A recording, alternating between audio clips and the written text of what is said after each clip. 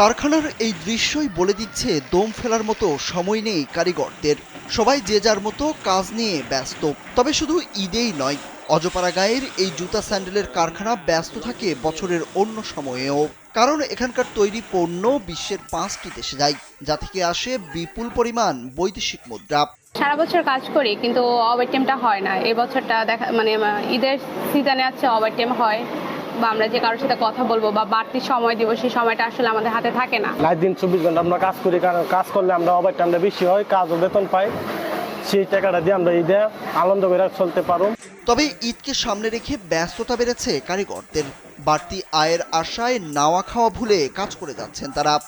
ভিশনের ফুলঝুরি mega অফারে fridge কিনলেই পাচ্ছেন 16 পিসের আকর্ষণীয় গিফট বক্স একদম ফ্রি। এখানে রয়েছে ছোট বড় মিলে 5 থেকে 7 হাজারের অধিক কারখানা। এসব কারখানায় 1.5 লক্ষাধিক শ্রমিকের কর্মসংস্থানের সুযোগ সৃষ্টি হয়েছে।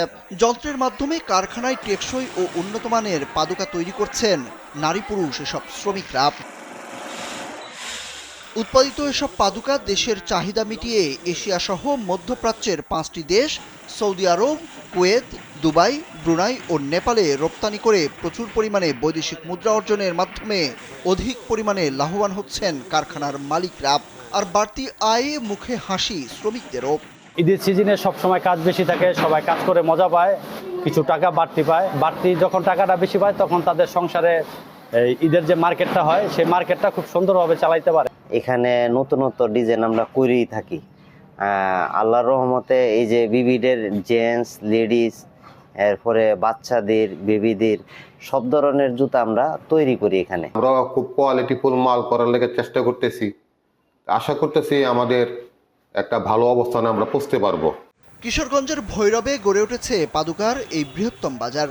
এখানে উৎপাদিত পাদুকা বিক্রির জন্য গড়ে উঠেছে কয়েকটি পাইকারি মার্কেটও।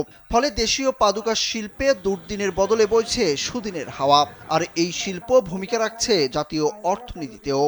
এই শিল্পের সাথে জড়িত শ্রমিক আছে প্রায় লক্ষাধিকের উপরে, এবং নারী শ্রমিক আছে প্রায় 20 থেকে 25 হাজার। সমগ্র বাংলাদেশের চাহিদা মিটায়া কিছু কিছু দেশের বাইরেও রপ্তানি করতে পারতেছি। এই টাইমে আমাদের কিন্তু সিজন পুরোপুরি সিজন লাগিয়ে যায় এবং বেচা কিনারও সমগ্র বাংলাদেশ থেকে পাইকাররা এসে জুতা নিয়ে যায়।